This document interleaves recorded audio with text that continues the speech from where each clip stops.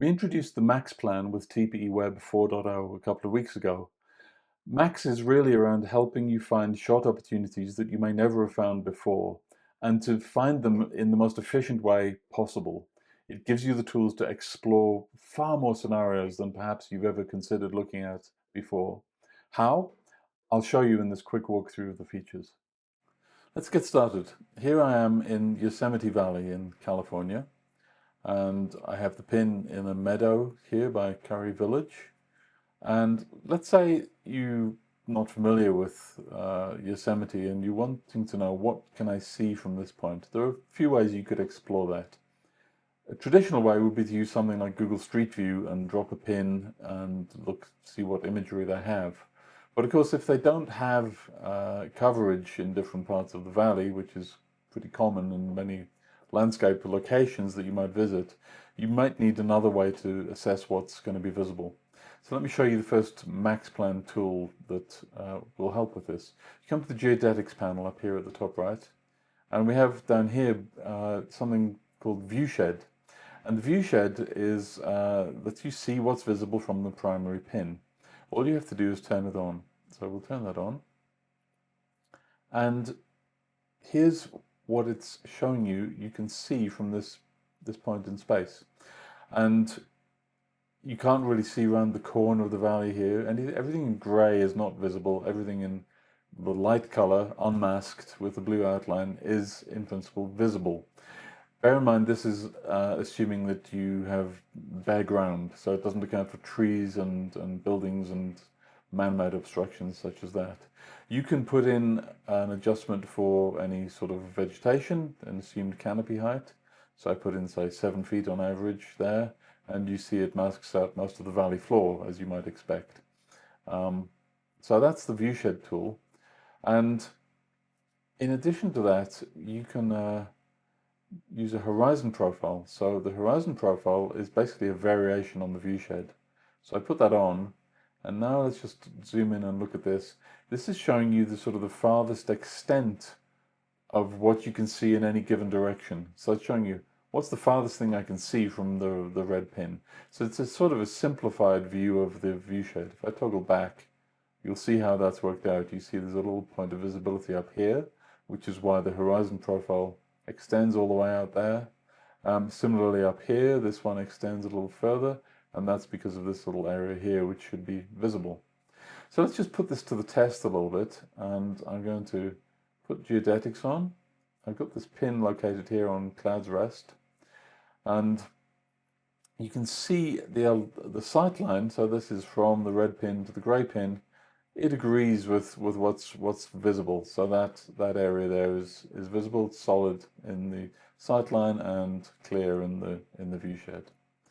Now let's jump over to the new 3D view, the first-person view, and this is the view from the red pin looking up the valley towards the grey pin, and so that's actually what you can see from the point. Now, obviously, you could hop around. This is like a sort of a Google Earth style visualization, but you have to put the pin at the spot to evaluate it. But one thing I wanted to show you with the Viewshed is that it's incredibly quick to use. So let's say you were going to do a hike and your goal is to get up to this point here. I don't know how feasible that is. You can put that there, and you see how quickly that updated. And you can move this pin so easily and so quickly to establish what might be in view. So there's a little road going up here. Why don't we see what we could see from up there? We'll drop the pin. Boom, there you go. What about from this point here? This looks a bit more promising. And there you are, seeing all the way down the valley back to Half Dome over here. So that's the Viewshed tool. You can put it out over on a lake here, and you see how far out it extends. So if you're in a flat area with extensive visibility, like way out here, say, it will load the data, show you up to, let's have a look how far does it go, 186 miles. And so if you're on a mountain summit, you can quickly work out what's in theory visible. Probably going to be limited by atmospheric conditions before you can see quite that far. But it's certainly not impossible. There are shots that have been taken for greater distances than this even. So that's viewshed. Next, let's look at the target visibility tools. Here's a scenario. Let's say we're in California and we come to Lone Pine, and here is the Mount Whitney and the Sierra and the Alabama Hills just here, and here's the 395 running north-south more or less. And let's say you wanted to understand where could you see a setting full moon behind these mountains, for example. So there's probably lots of possibilities, but how do you start to pare them down into a manageable set of specific shooting locations to evaluate? So you come up here to this visibility and alignment panel on the right. I'm going to enable visible just here. I've got the moon selected, and this works for any target. So it's the moon, the sun, the planets, celestial objects, etc. But let's look at it with the moon here. And I'm on 25th September 2026. The moon is almost full. It's the night before full moon. And so the question is, I guess, when will the moon be visible? So let's just advance time. And you see these striped shadows creeping in. Everywhere you see the blue stripe, and the color matches the blue moon color that we have here. Basically, that means that from that spot, if you're standing there, the moon is obscured by terrain. So it's essentially the shadow cast by the moon, if you will. And there's a few little things you can do with it. You can also give it an altitude offset. So if you want to say, but I need it clear of the mountain ridge, you can increase the altitude offset and the shadows will lengthen accordingly. So let's say we want it 1 degree above terrain. We want to be safe with a 1 degree margin above the mountains. You can set that here, and we've got the camera height above the ground, and here we are. And so what you can look at is you go, let's have a look. I really want to get it during twilight, but look how dark it is, and it's a bit of a challenge because by the time the sun is getting into twilight, the moon has dropped so far that it's no longer visible from the valley. So you can use this tool to quickly assess where the moon is available from. It allows you to assess multiple potential viewing spots all at once. That's the beauty of a map. It lets you do things on a ground scale. It doesn't matter that the pin happens to be here. I can move it. It doesn't change these shadows. They are what they are. And it lets you assess potential locations very quickly for any celestial body with any given angular relationship to the terrain, so a separation, if you will. So that's the visibility, target visibility tool.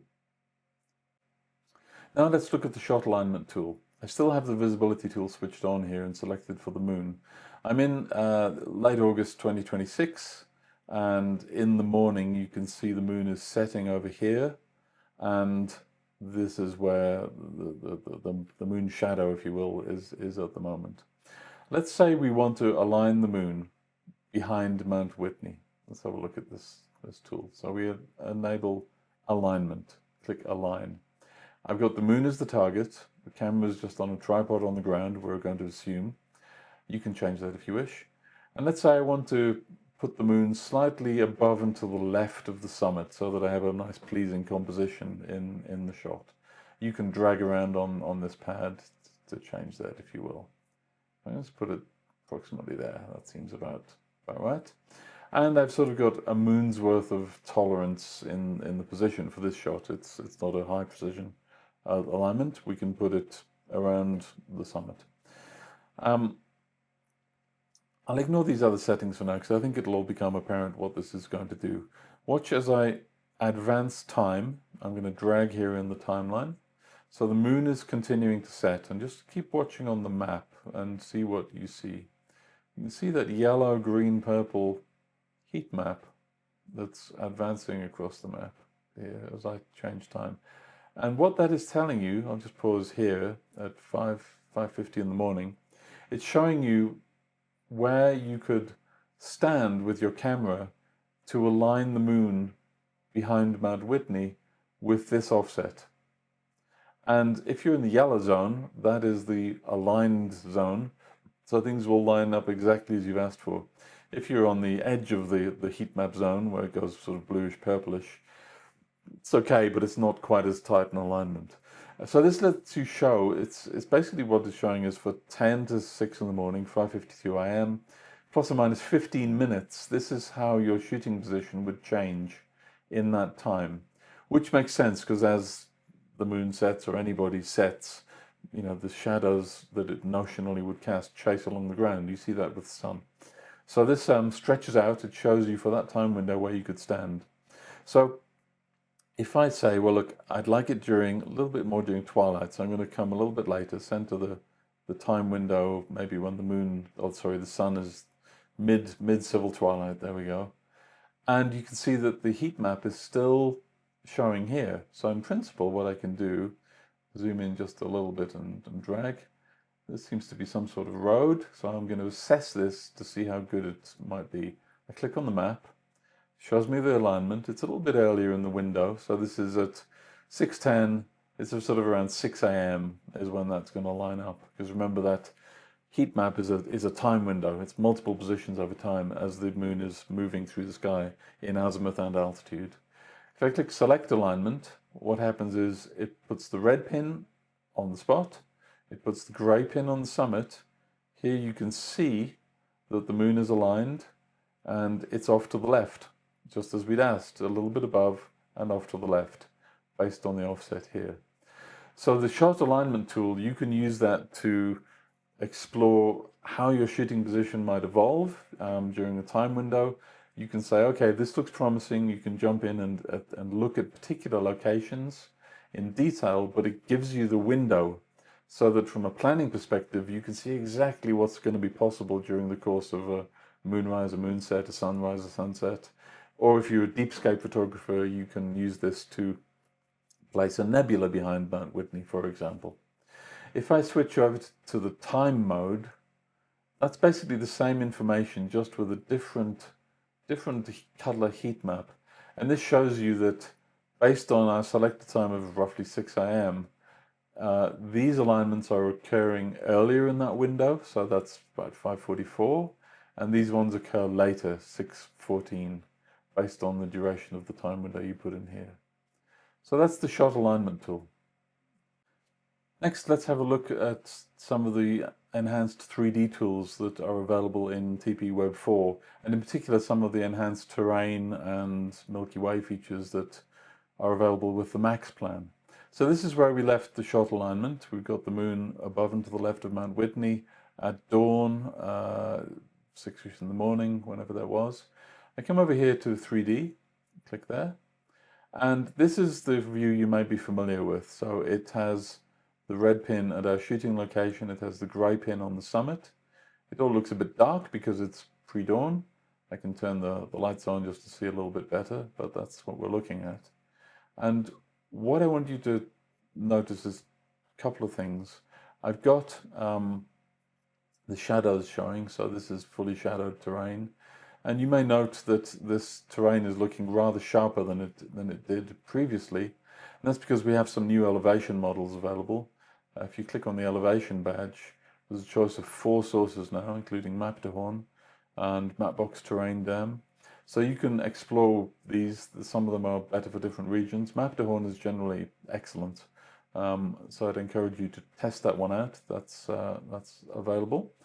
And then down here in the settings, I'll show you what these do in a moment.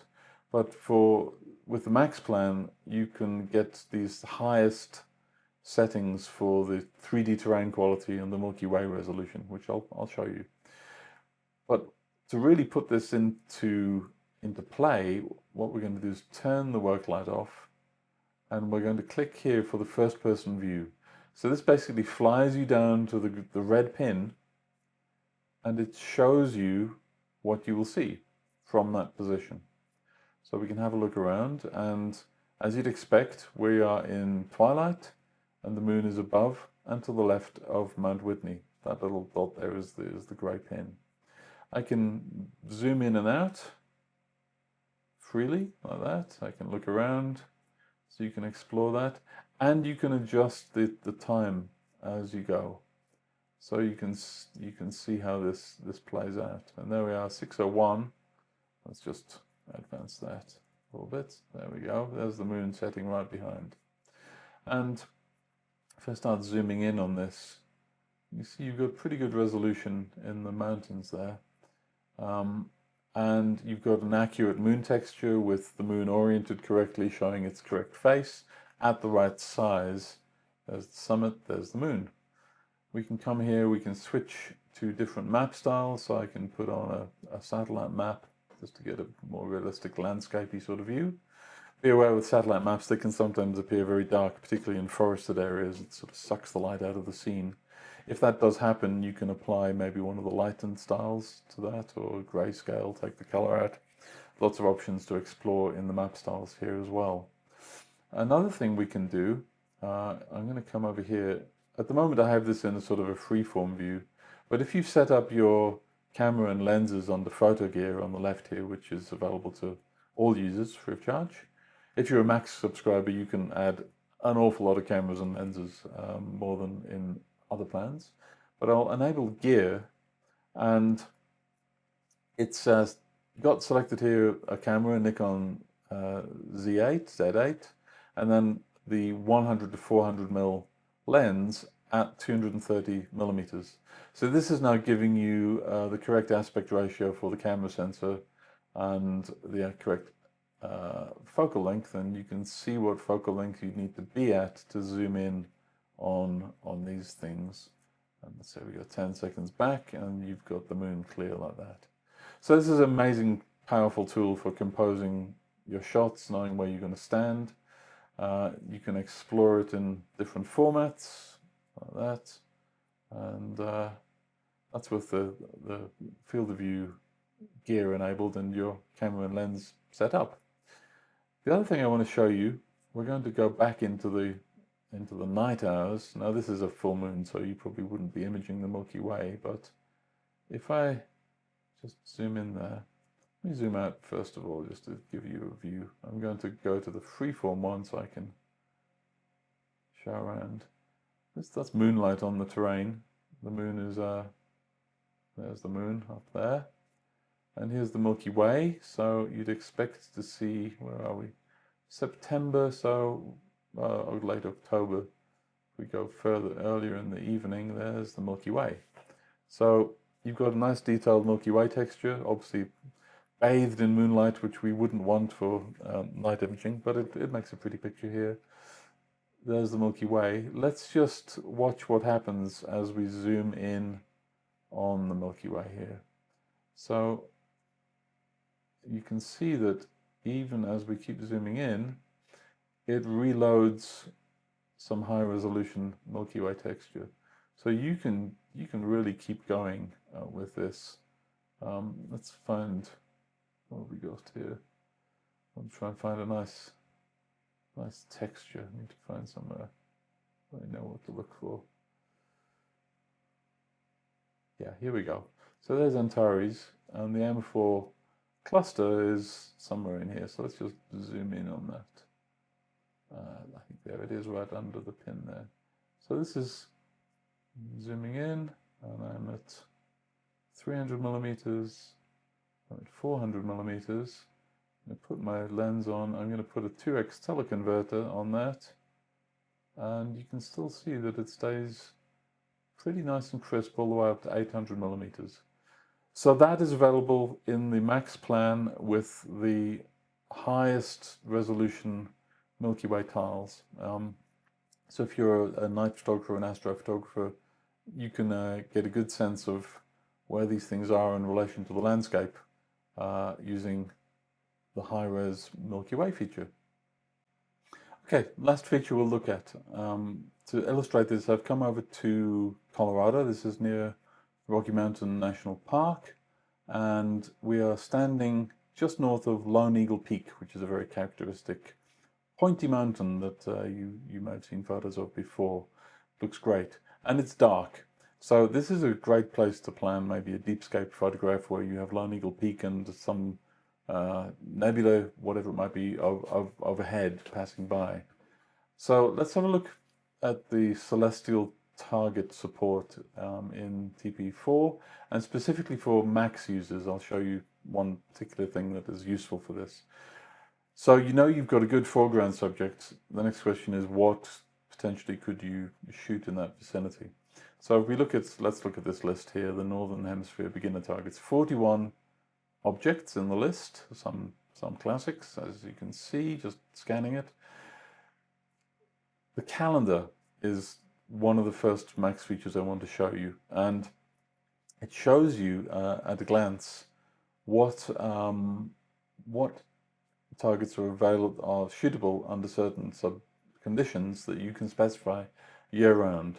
And so the darker the color, the better the night in terms of how many hours of capture you could achieve. And that's based on the visibility settings that you can control over here. So here we're saying it's got to be at least 10 degrees above the horizon, just to get out of any muck on the horizon. We want the moon no more than 15% illuminated and at least 90 degrees away from the target for the entire shooting window. And then it's got to be during hours of true darkness, so night. So you can adjust these settings, apply, and you'll see the calendar will update. Let's say, for example, we said, look, no moon at all, I want it below the horizon, and click apply, and it recalculates on the fly, and it's reduced some of the nights in some of these months.